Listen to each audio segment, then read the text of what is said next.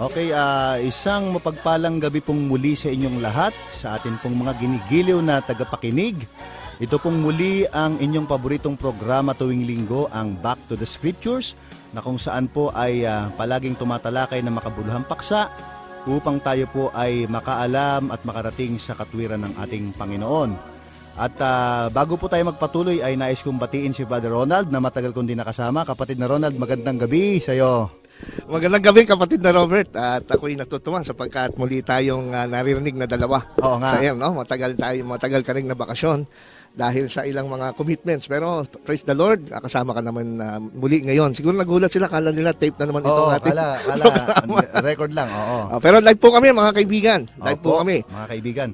Kaya kayo pong mga nakikinig ay amin pong matamang inaanyayahang wag na po kayo maglipat ng inyong mga radyo. At sa bagong kakapakinig lamang, kayo po ay tumutok sapagkat napakaganda po ng ating pag-aaralan. Amen. Ito po ay parang continuation ng dati natin na tinalakay na at yes, napakaganda pong muling balikan at linawin ito sapagkat kung ating babalikan ng February 10, Brother Ronald, ano? Nagkaroon po ng paghaharap ang Seventh-day Adventist sa ating mga kapatid na Iglesia ni Cristo. Ito po ay naganap noong February 10 sa Mindoro. At para po sa ikakalinaw ng lahat ay binibigyan naman tayo siyempre ng laya na sagutin ito sa pamamagitan ng programa. Kasi nagkaroon po ng maling pagbatikos at akusasyon itong si kapatid na Ramil Parba. Yan, ang kanilang ministro na tumayo. Ang kanilang ministro tumayo. At yun nga, nakita natin na no match ang laban eh. Kaya hindi natin masabi na sila ay nagwagi sa pagkakataong ngayon. Tama yun. Sapagkat hindi match. Maliban na lang na ikaw ang kinaharap, Brother Ronald, no? Oo. At yun nga ay hindi naman sa ating paghahamon malinaw namang sinabi ni Ginoong Ventilasyon na kahit sino sa kanila. Kahit anong paksa. So sa kanya nang galing yung ganon. Pero sa gabi pong ito, mga kapatid, hindi po tayo para bumatikos din. Hindi. Sasagot lang tayo. Sasagot lang po Sasagot lang tayo. Ang totoo niya, Brother Robert, nakarating sa atin yung balita na pinalabas doon nila sa kanilang telebisyon, no? Yung Net 25. Yung naganap na debate doon sa Bansud, Mindoro Oriental noong February 10 between Seventh-day Adventist at Iglesia ni Cristo. Siyempre, maasahan natin na ito ay magiging bias, no? Pero kung overall, pagka pinanood nyo po talaga ang video sa kabuuan, kumbaga yung ending ang magdidetermine yung ending ang magdidetermine kung talaga bang panalo sila o hindi. Tama yung kapatid. Kahit sa pelikula ano ang ending doon mo malalaman. Yung ending hindi nila pinakita sa Net 25. Ay, hindi nila pinakita sa Net 25. So ibig sabihin talagang gusto nila talagang palabasin. They are so desperate na palabasin na nagwagi sila. Pero ang magandang balita nito, Brother Robert, kanina lang kausap ko yung pastor natin na nag-invite doon sa Mindoro ay talagang kinonfirm niya na may mga nabaptize na mga Iglesia ni Cristo. Marami daw Mula 100 yata yun. Mga Iglesia ni Cristo. At ito ay kinukuha pa natin yung ilang mga informasyon kagaya ng kanilang mga names, address, kasi balak po ng grupo kasama ang kapitulo, versikulo nila Brother Johnson na puntahan yung mga nabaptize na Iglesia ni Cristo na yun na naging Adventist. Tama yun. No? Na marinig natin ang kanilang testimony. Kasi ito yung mga nakapanood ng debate doon. Kaya po tabayanan po ninyo yung update tungkol dyan, mga kaibigan naming nakikinig, ano? At sana po ay sa lalong madaling panahon ay makausap natin sila. Binabati ko pala si Sister Sheila Torio, nakikinig pala siya ngayon. Yan, magandang gabi sa iyo, magpagaling ka. Meron siyang chicken pox, wala siya ngayon sa atin. Hindi natin siya kasama. Tsaka mga kaibigan, wala po kaming video ngayon, ho. Kasi alam nyo, wala ay ating camera woman. So, pansamantala, wala naman talaga tayong video. Actually, Brother Robert, ang ginagamit natin, webcam eh. Unfortunately, hindi gumagana ito sa laptop ko. Ito pa good news, Brother Robert. Sige. Ngayon, naka-live on air tayo sa HCBN, Hingoog, 104.3. Magandang gabi napapakinggan po sa inyo tayo dyan sa kapatid. northern part ng Davao. FM yun, Brother Robert, through Jong Homen. Magandang gabi sa iyo. Salamat po. Maayong gabi sa inyo dyan at sana po ay pagpalain kayo ng Panginoon sa inyong patuloy na pakikinig sa programang Back to the Scriptures. Binabati ko rin yung mga kapatiran dyan sa Muntinlupa Central SDA Church. No? Tayo nag-crusade dyan, kapatid na Robert, for 2 weeks. At pinagpala po tayo na magkaroon po ng 15 kaluluwa. Amen. At yung iba doon ay mga talaga nagpa-rebaptize. At ngayon po, kung gusto niyo po rin po makapakinig ng tuloy-tuloy na pag-aaral ng Biblia, ay inaanyayahan inaanyayahan namin kayo pumunta po sa Cuneta Stadium. Meron po tayong gawain dyan na ang atin pong speaker ay si Pastor Doug Bachelor ng Amazing Facts. Oo, libre po yan. Libre yan. Oo, Wala pong libre. bayad yan. Lahat Gabi-gabi yan. Mula alas 7 hanggang alas 9. Pero kung gusto niyo makapakinig ng health lecture para po sa ikalulusog at ikagaganda ng ating katawan, ay agahan yung mga 6:15 ay start na po. Diyan po sa Cuneta Stadium sa may Pasay. At ngayon meron po sila dyan. Ano ho? At ito yung mula March 7 hanggang March 14. Ano ho? Yan po. So, tayo ay merong special na topic ngayon, Brother Robert. Yun no? na nga, kapatid na Ronald. Oo. Ito'y response natin doon sa batikos ng naganap na debate. Kasi ang nangyari ho talaga ay sabi nga ni Brother Robert ay parang hindi ata match yung laban. Oo. So hindi nakapaghanda itong humarap sa kanila. At ang nangyari ay marami siyang naibato. Itong kanila speaker that time si Ministro Ramil Parba. No? Marami siyang mga ibinato na mga atake laban sa doktrina at aral ng Seventh-day Adventist. Tama yun. Na ako sa paniwala ko ay hindi dapat ito isang walang bahala. Oo. Dahil ito ay pagkakalat ng kasinungalingan. Sa totoo lang, kapatid na Robert. Tama yun. Kasi nung inisa-isa ko po yung lahat ng mga argumentong ito, ay sa tingin ko hindi natin matatapos ito ngayon. Magkakaroon tayo ng series dito. Pero bago tayo diretso, kapatid na Ronald, tayo manalangin. Siyempre. Sige po, tayo manalangin.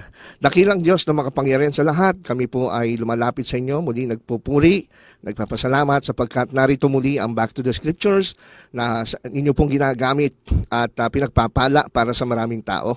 Kaya po sa gabing ito, Panginoon, ay hinihiling namin ang pakikisama ng banal na Espiritu na kami lukuban at kami ay samahan at basbasan din po ninyo ang aming mga tagapakinig. Nawa po, Panginoon, sa lahat na aming sasabihin, mag-create po kami ng liwanag kaysa init. At sana po ay maunawaan ng mga tao ang katotohanan sa pamamagitan po ng aming tatalakayang paksa ngayon. Hindi ho kami maninira, kundi pag-ibig po lamang ang aming pong pinapairal sapagkat ayaw namin maliligaw ang maraming tao sa mga kasinungalingan at mga maling aral na ito po ay nagdidikha ng kaguluhan sa maraming tao. Ito pong lahat, aming dalangin sa pangalan ni Jesus. Amen. Amen. Amen. Okay. Yun na nga, kapatid na Ronald, no? Tayo ay tutugon doon sa mga maling akusasyon at maling mga pakahulugan sa talata nitong ating mga kapatid na Iglesia ni Cristo. Yes, okay.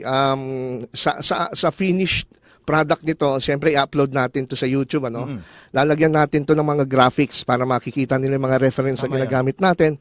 At ipaparinig din natin yung mismong actual na presentation ni Ramil Parba sa bawat punto niya.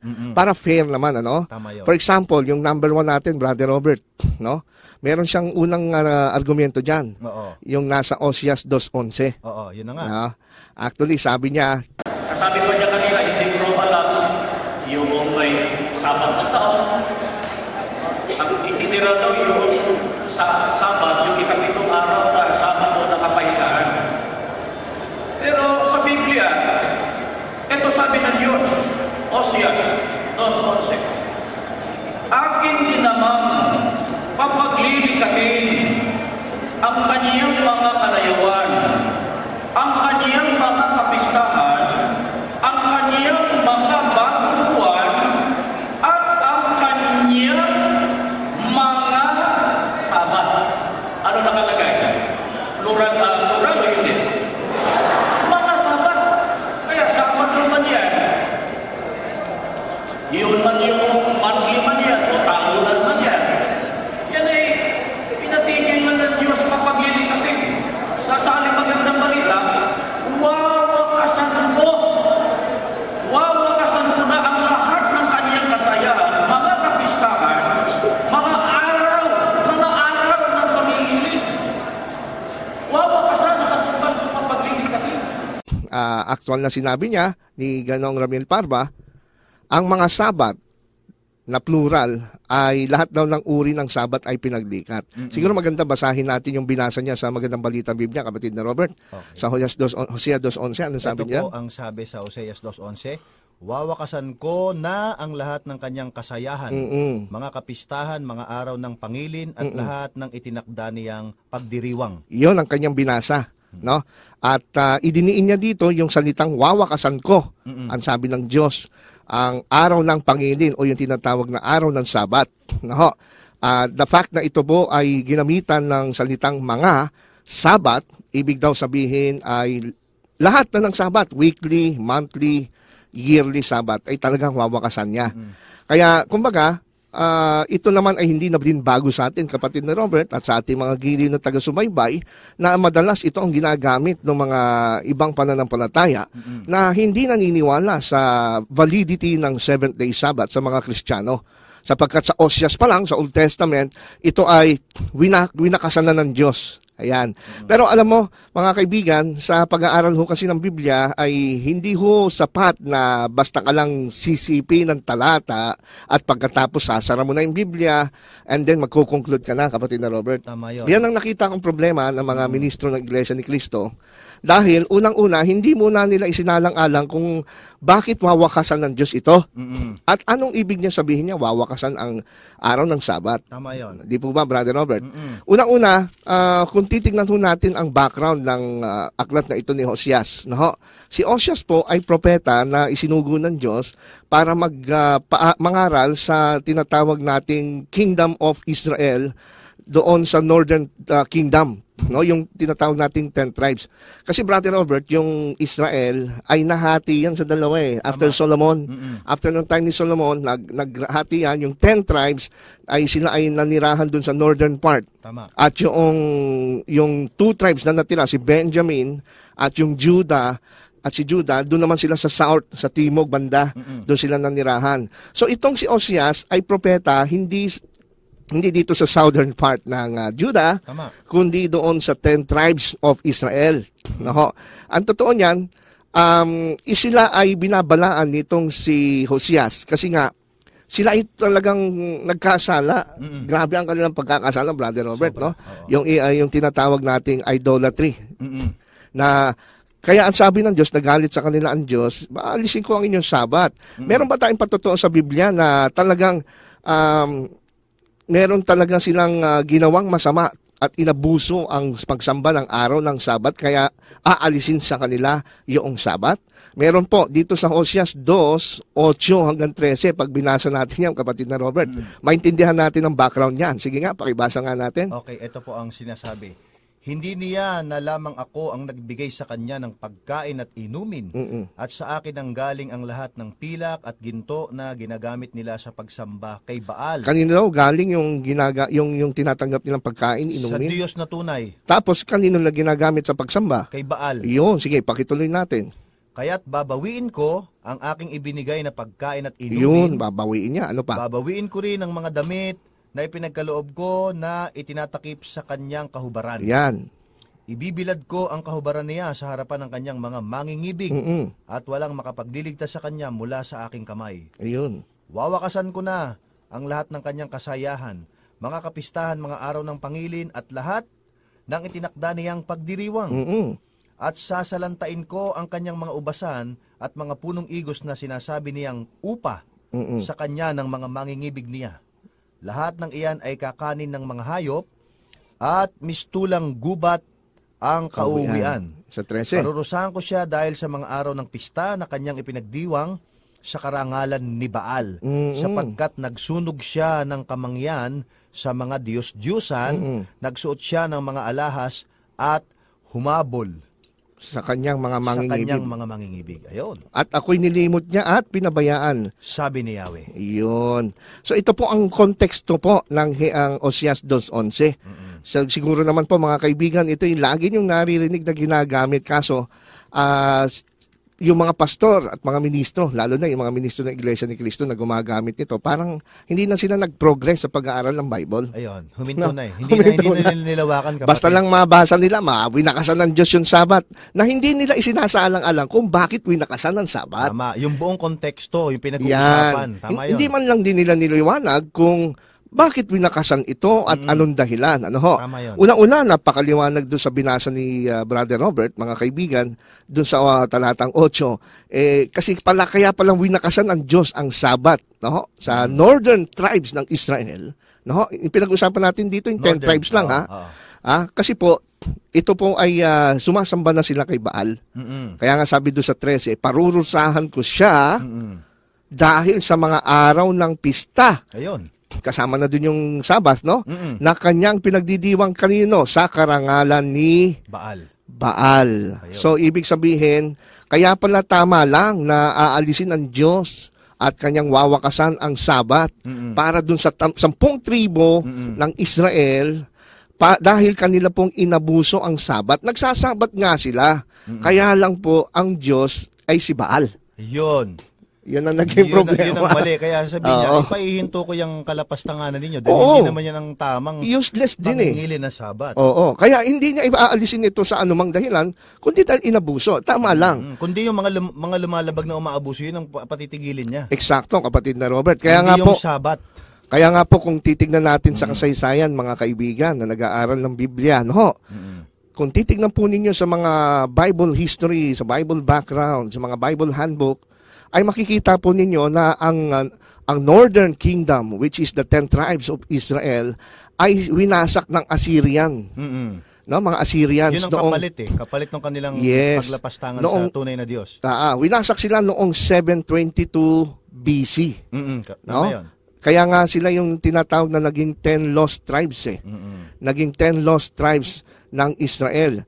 Okay? Kaya nga sabi rito sa isang referensya, gusto ko basahin ito, Brother Robert. Sige, kapatid. Ang Encyclopedia Britannica na nasa article na the 10 lost tribes of Israel.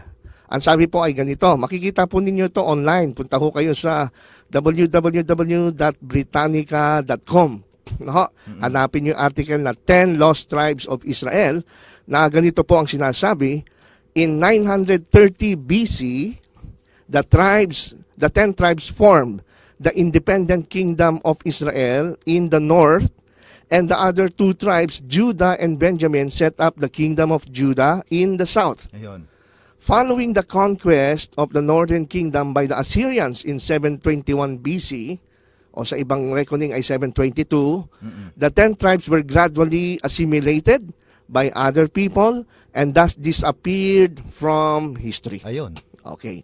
So, yung pagwawakas pala ng Sabat dito sa 10 tribo ng Israel na ito, no? Yung northern tribes na ito. Yun pala ay bunga lang kasi aalisin sila, mawawala sila sa kasaysayan. Sila yung mga rebellious nation Kaya since sila ay nakipag-asawahan na rin sa mga Assyrians, kaya nga dito nabuo, Brother Robert, yung tinatawag ng mga Samaritans. Ayun. 'Di ba? Yung mga Samaritans, sila po yung mix, mistisong Hudyo at mga Gentiles, no? So nawala na yung kanilang identity talaga, Brother Robert. Kasi nagsusunog na sila ng yung child sacrifice, 'di ba? Ginagawa nila yun. Yes, tama. Na hindi naman inutos ng Panginoon 'yun. Oo, exactly. Kaya nga po natupad yung sinasabi doon sa Oseas 2:11, nawawakasan ko ang lahat ng mga pangingilin kasi mawawala sila bilang bansa Tama 'yon. No? Pero yung Sabat na totoo, hindi ho mawawala. Hindi mawawala 'yon. Tama 'yon. Hindi ho mawawala 'yan sapagkat unang-una ang pinag-uusapan dito sa Oseas 2:11 ay yung 10 tribes of Israel. Meron pang natitirang 2 tribes sa south. Parang ganito yung kapatid, 'di ba? Sabi, nilimot niyo ang Panginoon. Dahil nilimot niyo ang Panginoon, nawawala. Hindi. Diba? Hindi siyempre. Andun yung Panginoon, kaya lang ay nilimot ng mga taong sumasamba ang Panginoon kasi nga po ay hindi na sila lumalakad ayon sa katotohanan. Tama, hindi na tapat. Ganun na nangyari doon sa 10 tribes of Israel. Kaya lang ang mali dito sa mga ministro ng Iglesia ni Cristo, kinakapit nila ito sa lahat ng panahon at sa lahat ng tribo ng Israel. Yun na nga. Samantalang kung titignan po natin ang background ng Oseas 2:11, ang northern 10 tribes lang ito. Correct. So, mawala man, sabihin na natin mawala man yung pangingilin ng Sabat doon sa 10 tribo na Israel. May 2 pa doon sa southern part. Tama yun. Tama yun. Mamaya malalaman natin kung kailan naman nawala itong southern tribes kasi meron din silang ginagamit na talata na winakasan din yung Sabat doon sa Jerusalem o sa Judah. So sana po naging malinaw po ito sa inyo mga kapatid, mga kaibigan, na gusto lang natin ipakita rito na ang mga iglesia ni Cristo sa loob ng panahon na pakikinig ko sa kanila. Actually sinagot na rin dati natin ito doon sa kanilang pagbubunyag kung natatandaan mo. Ay mahilig lang sila sa proof texting. Kapos po sila sa tinatawag nating seryosohang, malalimang pag-aaral ng Biblia. Tama. Basta sila may mabasa lang without considering the context or background ay parang tama na. Kaya nga po pinapanawagan Mahirap natin yun, oo. sa mga nakikinig, kung mayroong mga Iglesia ni Cristo nakikinig dito, ang katotohanan po hindi pwedeng kontrolin ng tao. Tama. Sa pamamagitan ng pipiliin lang niya kung ano yung gusto niya basahin sa Biblia. Hindi pwede Di ba yung kapatid ganun. na Robert? Hindi Ano? pwede yung ganun. Tama Oo. yan. Kaya naunawaan natin na ito palang Oseas 2:11, kaya pala winakasan kasi nga po yung Sabat sa 10 tribes ng Israel noon ay ginagamit nila na pagsamba kay Baal. Kay Baal. No? Nanginginin nga sila ng Sabat pero si Baal naman ang kanilang pinaparangalan. Kaya tama lang wakasin ng Diyos. Kasi may tutulad sa sa kanila. kanila. Mangilit tayo ng Sabat kay Baal. Ayun. May tutulad kaya papahintuin ng Panginoon Hindi yun. matutuwa siyempre ang Panginoon doon. Kaya nga po, dumating ang time, pinarusahan sila, nilusob sila ng mga Assyrians noong 722 BC, nawala sila, naging 10 lost tribes nga ito. Kaya sa diwang yun, natupad yung sinabi ng Panginoon na winakasan niya ang Sabat. Oh. Pero naka-address lang doon sa 10 tribes. Tama yun. Hindi ho para sa mga Kristiyano at hindi rin kasama yung 2 tribo pa sa southern part. tama. Yan po. Sana po yung naging malinaw sa inyo. Okay, dito tayo sa May argumento na naman sila. ikalawa. Oo. Kaya nga tingnan ninyo ang ating Panginoong Jesucristo. Sino gumawa? Araw ng Sabado. Kaya galit na galit sa kanya yung mga Sabatista noong panahon yun. O ito, sa 5:8 hanggang 9 sa aklat ng Juan. Ang sabi, 16, at dahil dito'y pinag-usig ng mga Hudyo sa Jesus, sapagkat ginagawa niya ang mga bagay na ito sa araw ng Sabat. Si Kristo nagtrabaho araw ng Sabat, ipinagaling siya. Datapwat, sinagot sila ni Jesus, ang kayo'y gumagawa aking Ama at ako'y gumagawa. Dahil dito ay lalo ng pinagsikapan ng mga Hudyo na siya'y patayin, sapagkat hindi lamang sinira ang araw ng Sabat, kundi tinatawag din naman ang kanyang sariling Ama at Diyos. Maliwanag, oo nga, may paulang kahayag na ang Diyos na yan ay papaglilikatin o wawakasan ng Panginoon Diyos. Kaya sa panahon ni Kristo, panahon Kristiyano, ang ating Panginoon sa Kristo ay gumawa at mayroon na siyang pinagaling. Yan po ay laman sa araw ng Sabat, yung pag binasa mo, pinabuhan niya. Kabawal-bawalan niya na gumawa sa panahon ng sa araw ng Sabat. Ang sabi naman dito ay si Kristo daw ay lumabag Oo. sa araw ng Sabat. Kaya galit na galit sa kanya ang mga Sabadista. Iyon ang pagkakasabi ni Ginoong Ramil Parva. Pinalabas niya, ay nagagalit daw yung mga Sabadista kay Kristo dahil nilabag yung Sabat. Ganun ang ano niyan, merong catch yun eh. Gustong iparinig ni Ginoong Parva na yung mga Sabadista tayo yun. Siyempre, tayo yung kilala na tinatawag na Sabadista, hindi naman sila eh. So parang lumalabas, tayo yung galit kay Kristo. Yun. Tayong umaaway. Pero hindi ho totoo yun. Kasi po, unang-una, i-correct natin ito sa ating mga tagapakinig, Brother Robert. Itong misrepresentation na ang Panginoon ay lumabag sa araw ng Sabat. Oo, tama yun. Alam nyo, kinikilabutan ho ako mga kapatid, mga kaibigan, na dun sa statement na yon, Brother Robert. Kasi unang-una, pagka binasa ho natin doon sa pangungusap ng Panginoon sa Kristo, sa Mateo 5:17, masasabi mo ba na nilabag ni Kristo ang Sabat? Ang dinaw ng sabi niya, ang pagkakasabi ay ganito. Pakibasa mo, kapatid. Huwag ninyong akalaing naparito ako upang ipawalang bisa ang kautusan at propeta. Naparito ako hindi upang ipawalang bisa ang mga iyon, kundi upang tuparin. Ayun. No? Sabi nga dun sa ibang, yung sa literal na Tagalog na version, huwag niyong isipin na parito upang sirain ang kautusan. Naparito ako hindi upang sirain, kundi ganapin. Kahit pala sa isip, wag daw akalain sa isip na sisirain niya. Yun nga eh, huwag nga daw iisipin. Ang linaw na sabi ng Panginoon na naparito siya para sirain. Tapos aangkinin pa nila na sila'y iglesia ni Kristo, sila'y ililigtas ni Kristo, tapos yung Kristo nila nagkokontrahan. Oo. At sinasabi mismo nila, nagpapahayag silang sinasabi na si Kristo ay lumabag. Oo, kontra. Yung pinagkokontra ng Mahirap mga yun. iglesia ni Kristo, 1914, Si Kristo. si Kristo. Kasi Matthew 5:17. Huwag nyo isipin. Huwag nyo isipin. Na ako'y naparito upang Sirain. sirain. Tapos at the same time, sinasabi Nilabag ng Iglesia, nilabag. Mahirap yung Ano ganyang Kristo aral. meron itong mga kapatid natin, Inconsistent. Iglesia ni Cristo, 1914. Kaya nga, doon sa pahayag ko, doon sa conclusion, doon sa naganap na debate, sinasabi ko, hindi sila yung totoong Dapat Iglesia ni ilabas Cristo. nila yon. Yon, di ba? Oo. Kung ako sa mga miyembro, alamin niyo yung dulo. Oo. Hanapin niyo na ilabas nila. Eh Bakit kung sa hindi- doktrina pa lang ng tagapagligtas, salungatan na sila, Mahirap. paano kayo makakakita ng kaligtasan dyan sa Iglesia ni Cristo 1914? Tama yon. Di ba? Pinagsasalungat nilang Kristo. Okay, ngayon, ano yung ginagamit nilang talata, Brother Robert, Meron na nilabag daw ni Jesus Christ ang Sabat? Ito sa John 5:16 16. hanggang 18 ang sabi Sige dito. At dahil dito'y pinag-uusig ng mga Hudyo si Jesus sapagkat ginagawa niya ang mga bagay na ito sa araw ng Sabat. Mhm. Tatapwat sinagot sila ni Jesus. Mm-mm. Hanggang ngayon gumagawa ang aking ama at ako'y gumagawa. Dahil dito nga'y lalo nang pinagsikapan ng mga Hudyo na siya'y patayin sapagkat hindi lamang sinira ang araw ng Sabat, kundi tinatawag din naman na kanyang sariling ama ang Diyos na siya'y nakikipantay sa Diyos. Okay. So ito yung madalas na ginagamit, no? Ito yung ginamit ni Ginoong Ramil Parva, no? Na para daw sabihin na talagang patutuon na nilibag ni Kristo.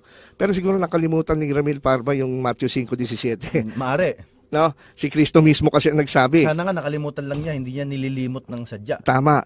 At kung titignan natin sa konteksto ng binasa natin sa John 5:16 hanggang 18, sino ba yung nag-iisip ng nilabag ni Kristo ang Sabat? Si Kristo ba o yung mga Hudyo? Yung mga Hudyo, Oo. yun ang pinapalabas nilang hindi lamang sinira at sinasabi nilang nakikipantay pa sa Diyos. Kasi nga, hindi sila naniniwalang Diyos din si Kristo. Correct. Kung di sila naniniwalang Diyos si Kristo, papalagay nga nilang nilalabag yung Sabat. Iyon. Kaya nga po, sino yung tunay na pumapanig sa mga Sabadistang Hudyo? Mga Iglesia ni Kristo. Oo, sila yon. Sila kasi una, hindi naniniwalang si Kristo ay Diyos. Tapos si Kristo ay Panginoon ng Sabat, lalabagin yung Sabat. Yan. Tsaka isa pa, makikita natin dito sa talata mismo na ginamit nila, na yung mga naniniwalang nilabag ni Kristo ang Sabat, itong mga Hudyo. Mm-mm. Hindi si Kristo. Hindi Kasi si nga, Kristo. sabi ni Kristo, Matthew 5:17, huwag isipin Mm-mm. na naparito siya para sirain. Tama. Ngayon yung mga Hudyo, iniisip naman nila, sinisira ni Kristo. Kanino ka maniniwala? Ang sabi sa Marcos 2:27, 26, 28, ako ang Panginoon ng Sabat. Ang anak ng tao, Panginoon ng Sabat eh. Diba? Diba? Paano niya sisirain yun? At siya lang ang may karapatan na magpaliwanag at magbigay ng example ng tamang pangingili ng Tama Sabat. yun. Kaya nga po, dyan makikita nyo kung gaano ko kahina ang stand nitong si Ginoong Ramil Parva. No? Sigurado ko na itong... Hanggang dito lang yung binasa niya siguro. itong argumento ni Ginoong Parva ay ito'y nagre-represent mismo sa buong katuruan ng Iglesia kasi dikahon sila eh. Hindi sila pwedeng mag-independent expression ng sarili nilang isip. Yan ang present nila. Yan ang... Pero ito'y nakakalungkot na yung mga nagpapakilalang sila ay tunay na Iglesia ni Cristo sa Pilipinas, sila pala yung labag kay Kristo. Kontra. Kontra kay Kristo. Kaya ngayon, ito pa, gusto natin idiin dito, Brother Robert. Unang-una, gusto natin ipakita sa ating mga tagapakinig na kung mayroon man pong Sabat na nilabag si Jesus, ay hindi po ito yung tunay na Sabat na pinapangindi ng mga Kristiyano. Yon. Kundi ito po yung Sabat ng mga Hudyo. Tama. Liwanagin ho natin mga kaibigan Dalawa ho kasing klase ng Sabat ang pinagtatalunan during the time ni Jesus. Tama yun. Pareho naman nangingili ng Sabat yung mga Hudyo eh. Hindi issue yung hindi ipangilin eh. Oo, hindi naman yun Ano eh. yung tamang pangingilin?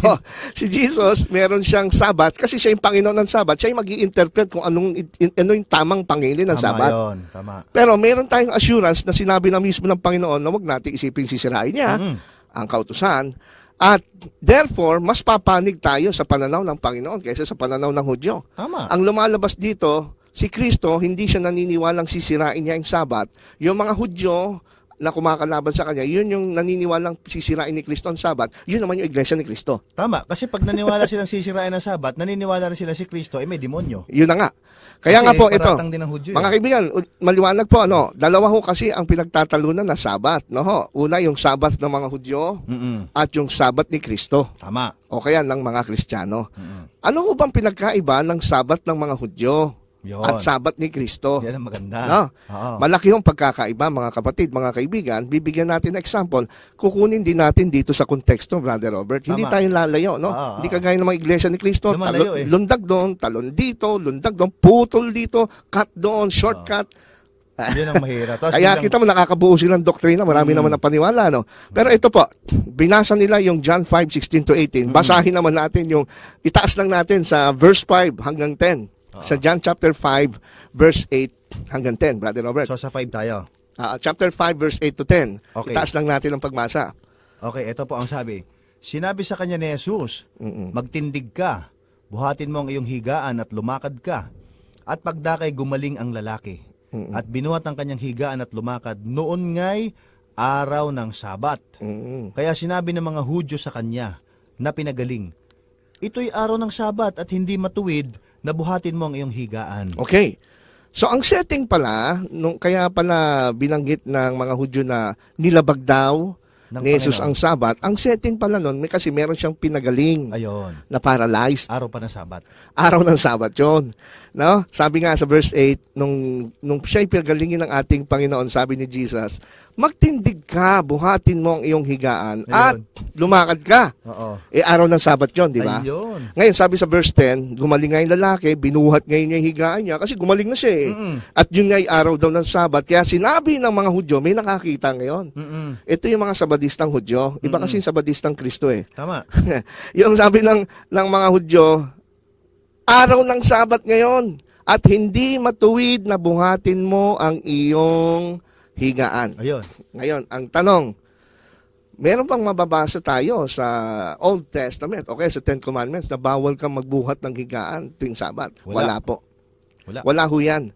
So, ito yung sa Sabat ng mga Hudyo, kapatid na Robert at mga kaibigan, yung Sabat ng mga Hudyo, sa kanila, meron silang dinagdag na batas sa Sabat na wala sa Biblia. Ayun. Kagaya nga nito na hindi daw matuwid na buhatin ang higaan. Wala naman sa Old Testament noon. Oo, kasi pinapalagay nilang gawa yun eh.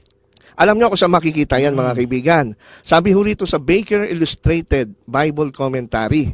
Saan natin mababasa yung bawal magbuhat ng anuman o ng higaan? Kung hindi ito sa Biblia, saan mababasa? Sabi ho ng Baker Illustrated Bible Commentary, when the layman carries his bed, he violates a well-known Sabbath prohibition na nakasulat sa Mishnah Shabbat 7, verse 2. Ayun, sa Mishnah pala eh. Sa ano pala to? Sa Jewish tradition, no? Sa Mishnah. Rabbinical Oo, yung teaching. tinatawag nilang oral law. Oral law. Kaya pag tinanim ng Hudyo, saan mo mababasa na hindi matuwid buhatin yung higaan? Nasa oral law yan. Wala yan sa written law. Wala. Sa Torah. Meron bang patotoo? Ito, binuksan ko, buti may kopya ko nitong Mishnah, Brother Robert. Yung The Mishnah, a new translation by Jacob Neusner. Oo. Sa page 187. Pagka tinignan mo yung Mishnah, yung tradition nila, sa Shabbat, under dun sa heading ng Shabbat, nandun sa letter L, number 39, etong sabi na bawal sa Sabat, he who transports an object from one domain to another. Siya daw na naglilipat ng anumang bagay mula sa isang lugar tungo sa isang lugar. Oo. Bawal yun. Bawal na sa kanila yun. Wala sa Biblia, Wala sa Bible yun. pero nasa Mishnah o yung Jewish tradition. Tama yun. Kaya po, kung babalikan ho natin yung talata na John 5:10, nagalit yung mga Hudyo doon sa pinagaling ni Kristo at kay Kristo nagalit sila. Akala nila nilabag niya yung Sabat kasi nga, pag araw daw ng Sabat, hindi matuwid magbuhat ng higaan. Kaso wala naman sa Biblia yon. Tama yan. Hindi utos ng Diyos yun sa Biblia, kundi utos ng mga Hudyo, Dagdagan tradisyon. pa natin yung kapatid. Sige. Sabi dito sa Lucas 13, mula sa Gis, noon ay nagtuturo siya sa isa sa mga sinagoga ng araw ng Sabat. At naroon ang isang babae na may espiritu ng karamdaman sa loob ng 18 taon. Siya ay baluktot at hindi niya kayang tumayo ng talagang matuwid. Yun. Nang siya'y makita ni Jesus, kanyang tinawag siya at sinabi sa kanya, babae, pinalaya ka na sa iyong sakit. Ipinatong ni Jesus ang kanyang mga kamay sa kanya at kaagad siyang naunat at niluwalhati niya ang Diyos. Subalit ang pinuno ng sinagoga, na galit sapagkat si Jesus ay nagpagaling sa Sabat, ay nagsabi sa maraming tao, may 6 na araw na dapat gumawa. Pumarito kayo sa mga araw na iyon at kayo'y pagagalingin at hindi sa araw ng Sabat. So kasama rin Tama pala na. yun sa kanila. Oo. Kaya po, mga kaibigan, kung meron mang pong Sabat na nilabag si Kristo dito sa Juan 5, no? John 5. Kung meron po siyang nilabag na Sabat, ay hindi po yung Sabat ng Biblia o Yun. Sabat ni Kristo, kundi ang nilabag niya Sabat, yung Sabat ng mga Hudyo na nagdagdag sa kautusan. Iyon. Malinaw. Oo, kaya itong mga nagsasabi, kagaya ng mga ministro ng Iglesia ni Cristo, si Ramil Parba, Hindi pala nila alam yung Mishnah. hindi nila alam yan. I don't know kung di talaga nila alam. Pero dapat nilang pinag-aralan ito. Bakit naman, anong sabat, bakit nilabag ni Kristo yung sabat at anong sabat ang nilabag niya? Tama yun.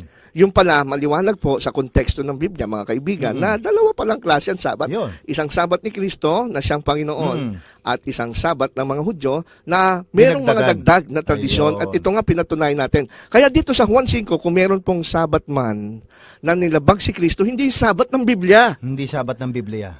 Kundi yung sabat ng mga Hudyo na nagdadagdag sila ng maraming tradisyon. Magbasa ho kasi kayo ng Mishnah.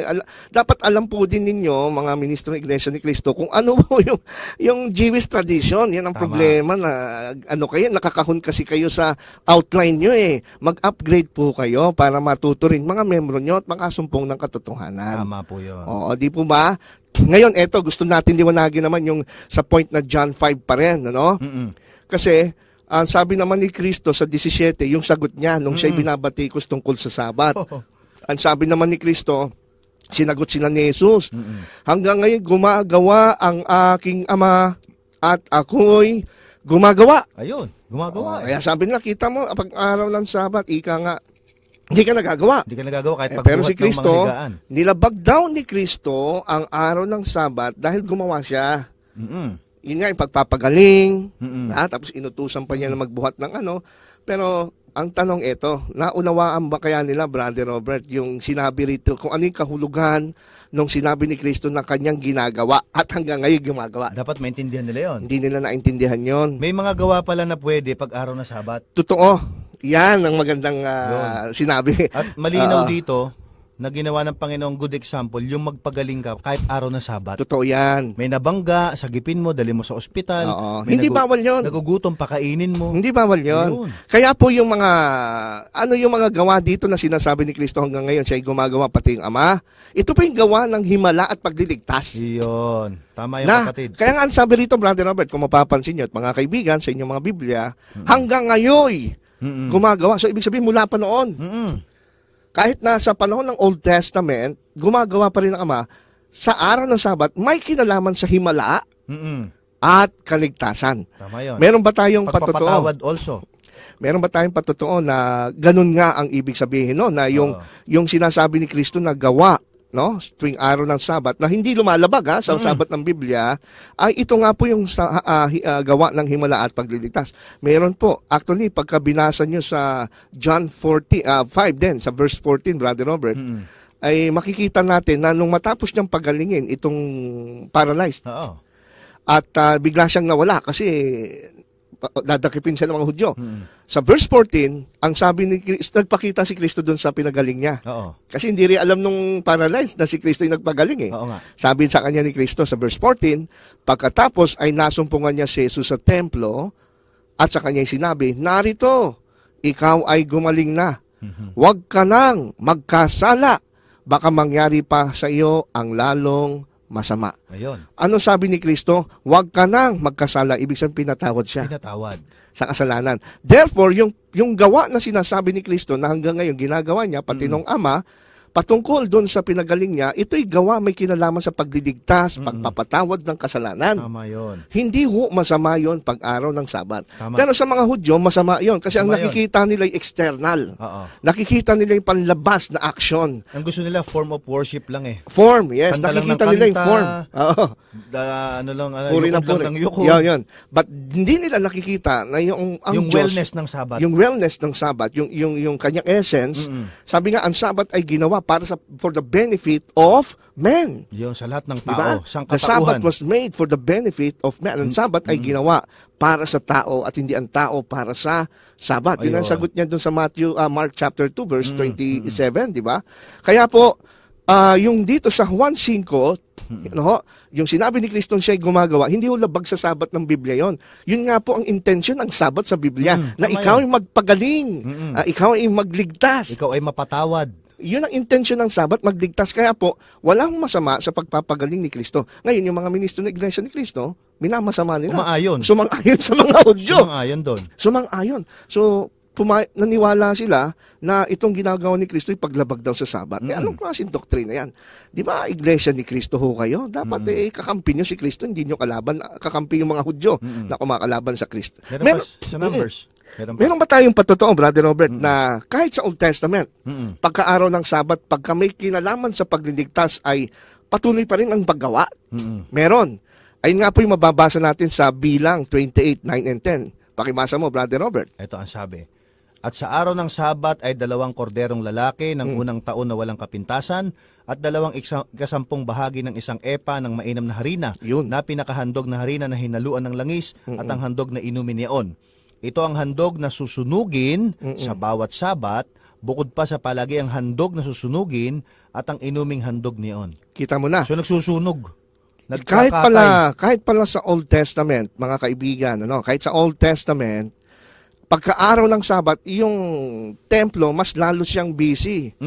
Baka akala kasi ng mga ministro ng Iglesia ni Cristo sa Old Testament, pag araw ng Sabat, pati yung mga saserdote na naghahandog sa templo, sarado yung templo. Oo. Baka akala nila closed. Lang. The temple closed because Sabat. Baka ganun akala ng Iglesia ni Cristo. Pero alam nyo, hindi ho ganon. Kasi po, batay nga po dito sa Aklat ng Bilang, 28, 9 and 10, pagkaaraw pala ng Sabat, Brother Robert, 2 korderong lalaki ang inihahandog, bukod pa dun sa palaging handog na araw-araw. So nagdadagdag sila ng handog, nagdoble ang handog. So double work yun. Kasi para ihandog mo yan, kailangan mong katayin, kailangan mong ihanda, kailangan mong tadtadin at hiwa-hiwain ng karne yan para makain. Ito'y araw ng Sabat. Siguro magtatanong itong mga Iglesia ni Cristo, bakit ganun? Araw ng Sabat, dumoble pa yung trabaho nila. Dumoble pa yung handog. Babatikusin ngayon nila yung Biblia. Yan na nga. Yan ang problema. Ang babanggain nila, Biblia na. Pero ang hindi nila alam, kasi nga po, pagkaaraw ng Sabat ay kaya dinodoble, Brother Robert, kasi nga po ang Sabat ay simbolo ng kaligtasan. Simbolo ng kaligtasan at pagpapatawad ng kasalanan. Kaya nung si Jesus, yung binagamit nila sa John 5 kanina, yung pinag-uusapan natin, kaya siya nagpagaling ng may sakit, kasi nga po ang Sabat was made for the benefit of man, at yung gawa na kanyang ginagawa kasama ng kanyang ama, ito yung gawa ukol sa pagliligtas ng kaluluwa. Tama yun. At ng himala. Kaya kahit sa Old Testament ay double portion ang paghandog. Mas busy pa pala mga saserdote. Mas pagod sila. Pero kaya nga 'di ba may pahayag kapagkuran ng pagliligtas. Kaya si Jesus Christ, wala siyang nilalabag. Walang nilalabag. Malinaw. Kasi may pagliligtas ito, Kaya nga sabi niya doon sa pinagaling niya, huwag ka nang magkasala. So may kinalaman ito sa kasalanan. Tama. Pagliligtas. Sana maintindihan nyo ito, mga kaibigan. Hindi na lumalayo sa chapter 5 yun, ha? Sana po ay maintindihan nyo ito. Kasi po, kung ito hindi maipaliwanag ng mga ministro ng Iglesia ni Cristo, kagaya nung nangyari sa debate, parang gusto lang niya manggulat, gusto lang nila makapuntos, ay hindi ho tayo makakarating sa katotohanan. Kasi po, ang nais ng Panginoon, malaman natin ang tunay na intensyon ng kanyang salita. Tama yun. Huwag natin itong babaguhin. Okay. Meron pa ba tayong patotoo, Brother Robert, na yung sinasabi ni Jesus, na hanggang ngayon gumagawa ang aking ama at ako'y gumagawa, ay may kinalaman sa gawa ng himala na pagpapagaling? Meron din. In fact, meron experience din na katulad niya, nandun din sa Aklat ng Juan. Sa John chapter 9, verse 2 to 7. Nakita mo ba, kapatid na Robert? Ito po ang sabi.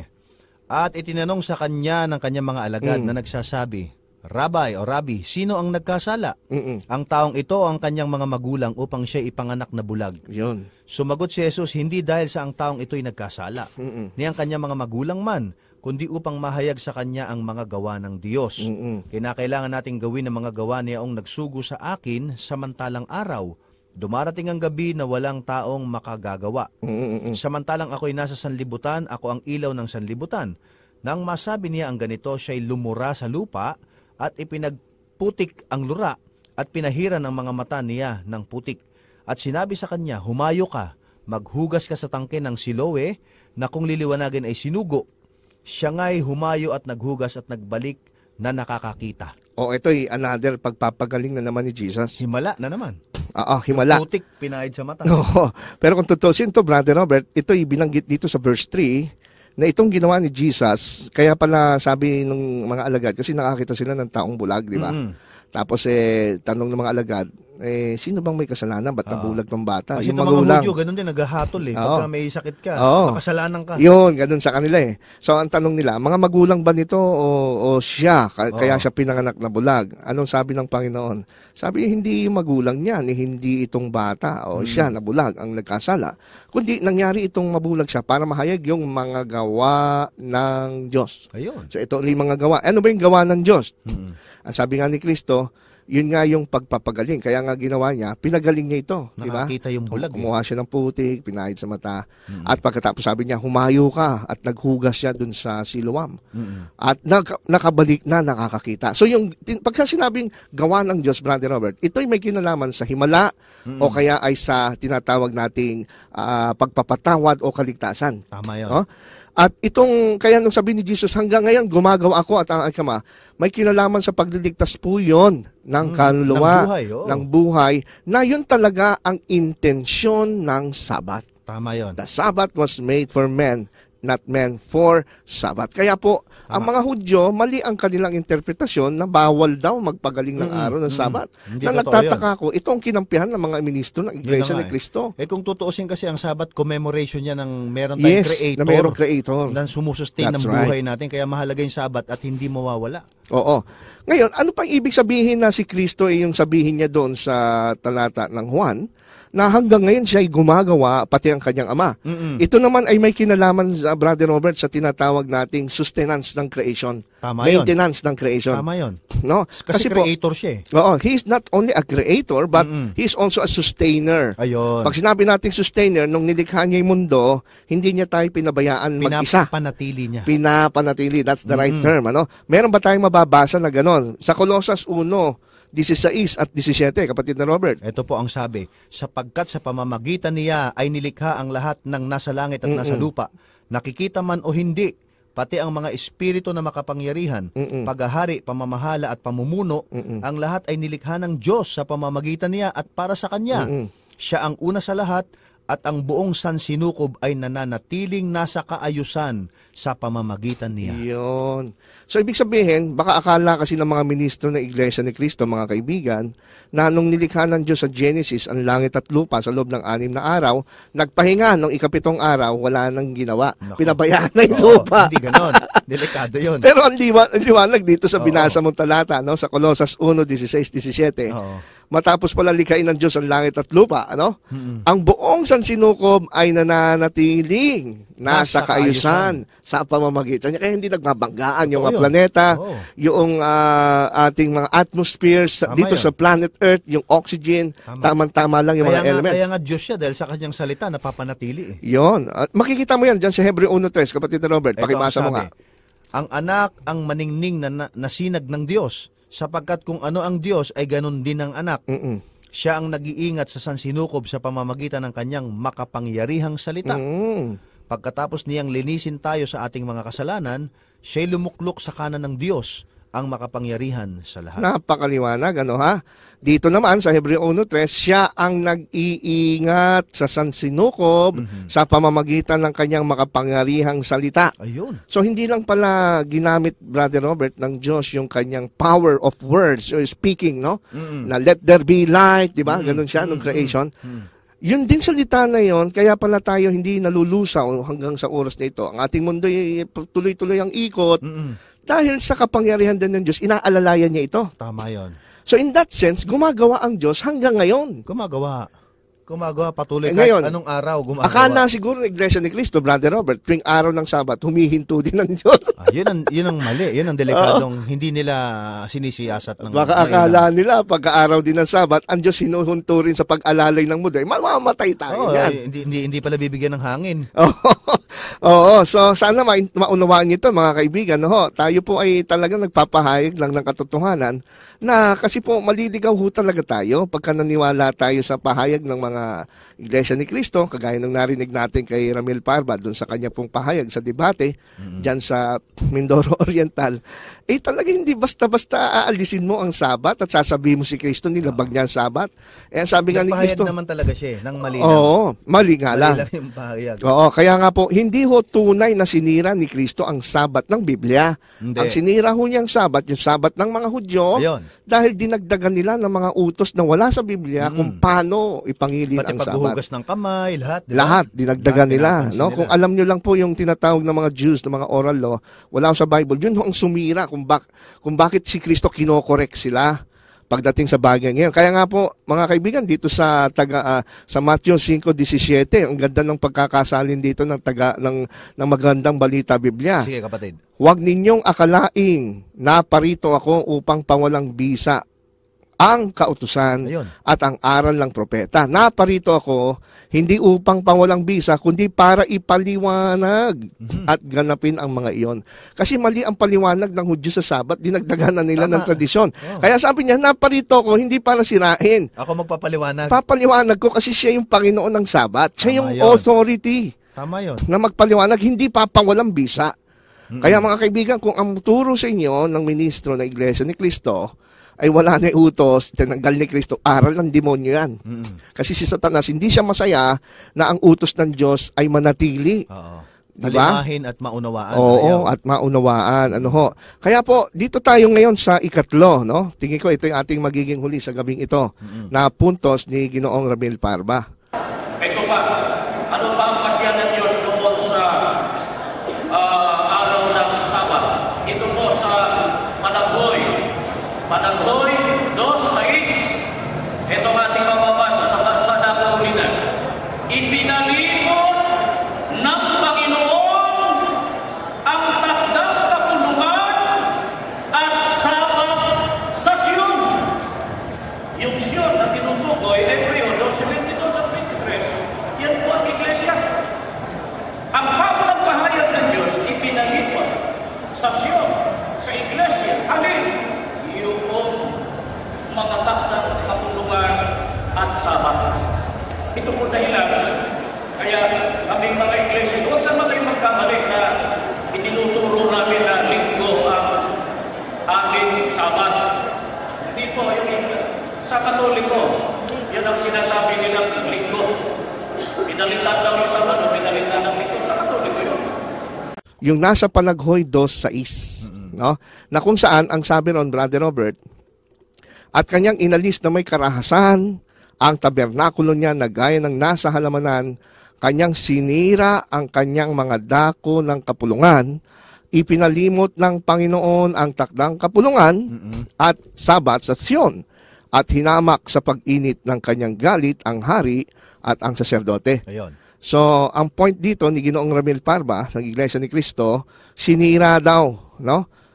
Sinira ng Diyos yung dakong kapulungan ng Israel at pinalimot yung takdang kapulungan pati yung Sabat sa Sion, at narinig pa natin sa kanyang komento na yung Sion daw ay lumalarawan sa Iglesia. Ang Sion daw ay Iglesia ayon sa Hebreo 12:22 at 23.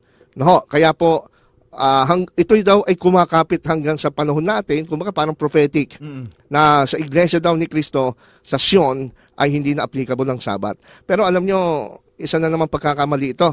Kanina, tinalakay natin sa Oseas 2:11. Ang tinutukoy doon na wawakasan ng Sabat sa Northern Israel, no? Yung 10 tribes. So nawala yung 10 tribes nung sila nilusob ng Assyria noong 722 BC. This time, ito namang sa Panaghoy 2:6, ang ina-address naman dito ni Jeremias ay yung southern tribes. Ayan. Judah and Benjamin, na dito, ang sabi naman ay kanyang sisirain ang kanilang kapulungan at ipapalimot ang Sabat. Ngayon, ito, pansinin mo mga kaibigan, 722 BC, nung sabihin ng Diyos sa Oseas 2:11, naaalisin niya, mawakasan ng Sabat. Ngayon, pagdating sa Panaghoy 2:6, ito na yung natupad sa Israel noong 586 BC, nung lusubin sila ng Babylonia. Ngayon, ang tanong, kung titignan natin sa chronology, Brother Robert, Yung sa Osias 2:11, mas nauna yon, 722 BC. Kasi pag BC po, mga kaibigan, pababa ang bilang niyan. Tama. Pababa, no, hanggang 1 BC or 1 AD. Oo. So, 722 BC, Oo. sinabi ng Diyos, wawakasan niya at wawalain niya ang Sabat Oo. sa northern tribes, sa Israel, 10 tribes. Kung yun ay applicable ayon sa mga iglesia ni Cristo sa lahat ng Israel, Oo. bakit pagdating ng 586 BC, May wawakasan more or ulit. less, May wawakasan may wawakasan ulit. Oo, ba't gano'n? 2 beses. Hindi natapos pala yung unang pagwawakas. Oo, doon mo makikita, ma-expose ang kamalian nila na yung sinabi ng Diyos na wawakasan ng Sabat ay kumakapit sa lahat. Oo, hindi. Kasi historically, 722 BC, sa northern tribes lang nawala yon. Tama. Nung lalo sila yung nawala, northern. Ngayon, ito naman sa Judah, itong Lamentations 2:6, 586 BC nung nilusob sila ng Babylonia, nawasak. Panaguhin ni Jeremias. Doon na nagkaroon ngayon ng nawasak ang templo ngayon ng Israel sa pamamagitan ng Babylonia. 586 BC, more or less 200 years, kapatid na Robert. Tama yon. So, winakasan na naman daw, winakasan sabi rito. Tama. Ngayon, hindi ko alam kung paano sasagutin ito ng mga Dapat siya iglesia ni sumagot Cristo. At hindi lang iglesia ni Cristo, kahit yung mga gumagamit nito na ibang relihiyon. Doble, so hindi pala nagtagumpayan. Hindi nagligat, hindi natapos. Saka tama kayo, sinabi mo nga, sabi Brother Robert, na ipapalimot ng Panginoon ang takdang kapulungan at Sion. Kung ipapalimot pala, nilimot din nila ang Panginoon. Ibig sabihin, nawala ang Panginoon. Hindi. Hindi nawala. Ngayon, eto nga masasabi natin dito. Unang-una, sabi kasi ni Remel Parva, yun daw Sion na tinutukoy dito, ito daw yung iglesia. Siguro, iglesia ni Cristo nila, 1914. Kung totoo yan, Ginoong Remel Parva, na yung Sion na tinutukoy dito, na ialisin ng Diyos yung Sabat. No? Dalawa, isa lang alang natin. Una, dapat wala na rin kayong mga dakong kapulungan. Dapat wala na kayong kapilya. Dapat hindi kayo nagtatayo ng kapilya. Bakit ho? Pinalimot na Kasi ang sabi ho rito, kanyang sinira ang kanyang dako ng kapulungan. O kung sinira pala, ba't pa kayo nagpapatayo at nagpapaayos ng templo? Dapat wag na. Dakong sambahan. Pangalawa, ang sabi pa rito, ipapalimot ang takdang kapulungan. Bakit pa kayo may pagsamba? Ba't pa kayo may pagsamba ng Huwebes? Ba't kayo may pagsamba ng Linggo? Tapos pinagmamalaki pa nila, kapatid na Robert, dun sa nakaraang debate, na sila daw araw-araw kapag sumamba. Hindi lang Sabado. Araw-araw. Sabi rito, kung sa iglesia yung Sion, dapat wala na rin kayong pagsamba. Yan ang problema ngayon. Maling pagkakapit ng ating mga kaibigan. Kaya po, dito, makikita natin na hindi ho totally na wala yung Sabat doon sa Osias 2:11 na sinabi mo nakasan. Northern tribes kumakapit yun. Tapos, pangalawa, noong 586, dito naman sa Panaghoy, pinag-iisa nila. Kasi palibhasa, wala silang alam sa history at kasaysayan. Yun ang mahirap doon Oo. So, tingin ko, dito na muna tayo at sa susunod po, abangan po ninyo, tatalakayin pa natin, napakaraming punto. Kadugtong, para mas maging malinaw mas maging malinaw po sa atin. Nawa ay naliwanagan po kayo at natulungan kayo sa ating pag-aaral at na-bless. I-wrap up ko lang tong ating topic, Brother Robert. Natalakay natin number 1, na yung Osias 2:11, yung sinasabi nung winakasan ng Sabat na arang pangilin, hindi ho applicable para sa atin yan. Kaya winakasan ng Diyos yan doon sa northern tribes, ng 10 tribes ng Israel, noong 722 BC, kasi nga po ginagamit nila yan sa pagsamba yung Sabat kay Baal. Okay? So number 2, ang ating namang point na sinagot naman dito, si Kristo daw ay lumabag sa Sabat. Ang nilabag po na Sabat ni Kristo ay hindi yung Sabat ng Biblia. Ang nilabag niyong Sabat ay Sabat ng mga Hudyo na may mga tradisyon. Tama yun. At ito nga pinakita natin sa mga halimbawa. At nakita rin natin na yung pong sinasabing mga gawa ni Kristo hanggang ngayon ay hindi po yung paglabag sa Sabat ng Biblia. Sapagkat ito may kinalaman sa gawa ng pagdiligtas at sa pagsusustain ng ating universe. And number 3, yun nga po, yung Panaghoy 2:6 ay ito po'y natupad doon sa Babylonia noong 586 nung sila'y pinarusahan ay nawasak ang Sabat at hindi sila nakapangiling kasi ito'y ginagamit din nila sa masamang paraan. Tama yun. Okay, so dadako tayo siguro, Brother Ronald, sa pagbati, sige, batiin natin yung ating mga sponsors, binabati natin si Mr. and Mrs. Laren Evelyn Gubat, yan po sa may Marquis, ang Kanumay Church, si Brother Dan Macalanda, Arlan Nocalan, Gasendo Family, Brother Freddy Tena. Ganon din ang pinagbuhatan, sila ay nag-support na, puri ng Panginoon. Praise God. Sila ay nag-support na para masustain ang ating program. At sa pangunguna ni Brother Ruel Pagunasan, si Brother Ulysses Fonte, ang ating mga elders dyan, Asias Family. At syempre si Direk Mario J. de los Reyes. Oo, kasama Ganon din yan. si Sister Luisa. Oo, tsaka yung mga kapatid natin sa sa Qatar, salamat po sa inyong continuous na pagpapadala at dun din sa ating sponsor sa Greece. At sa marami pa na gusto mag-sponsor dito, ay maraming salamat po at pagpalain po kayo ng Panginoon. Brother Robert, closing prayer na tayo. Okay, tayo po'y manalangin. Maraming salamat po dakilang Ama sa inyong kabutihan, sa inyong pagmamahal, at salamat po sa banal na Espiritu Santo na kung saan kami po ay tinutulungan na hindi maligaw at madala sa mga maling aral. Tulungan po nawa kami, Ama, lalo na po ang aming mga tagapakinig na sa iyo lamang umasa, magsaliksik ng Biblia sa pamamagitan ng inyong tulong. Ipagpatawad po ang aming mga pagkakasala. Tulungan din po ang aming mga kapatid ng mga iglesia ni Kristo na mga humahanap ng katotohanan, na masumpungan po nila ang katotohanan. Yes, Lord. Patawad din po, dakilang Ama, kung nakasakit kami ng kalooban ng mga tagapakinig. Wala po kaming intensyon na sila isaktan, Ama, kundi ihayag lamang ang katotohanan. Nawa, tulungan po kami na tanggapin lamang ang inyong katotohanan. Pagpalain po ang programang Back to the Scriptures, at nawa po sa susunod na linggo ay makasama po namin muli ang aming mga tagapakinig, at kami po, Ama, ay lumuluhati sa inyong dakilang pangalan. Ito po ang aming hiling at dalangin, at patawad sa aming pagkakasala sa pangalan po ng aming Panginoong Yesus. Amen. Amen. Ang Back to the Scriptures po ay nagpapaalam na at nagsasabi ng magandang gabi sa inyo lahat. God bless you all.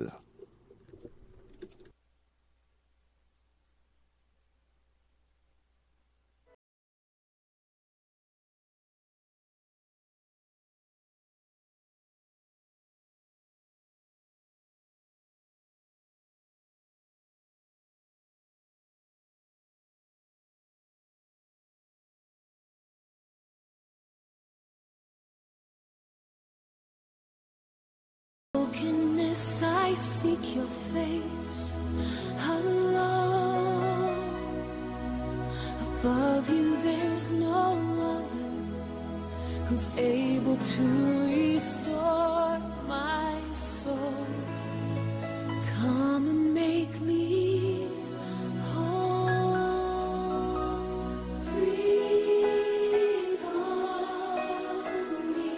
Breathe on me. Power of God, come in and change me. And change me.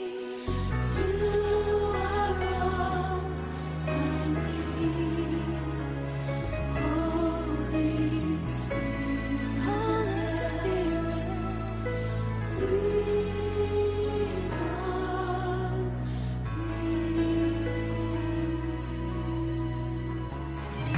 Mula sa top-rated music station ng Dekada 80, ang WBL. Tuloy na naglilingkod sa inyo sa pamamagitan ng magaganda at piling-piling programa. Mula Lunes hanggang Linggo, aaliwin kayo ng aming kilalang mga komentarista at public service program. Ito lamang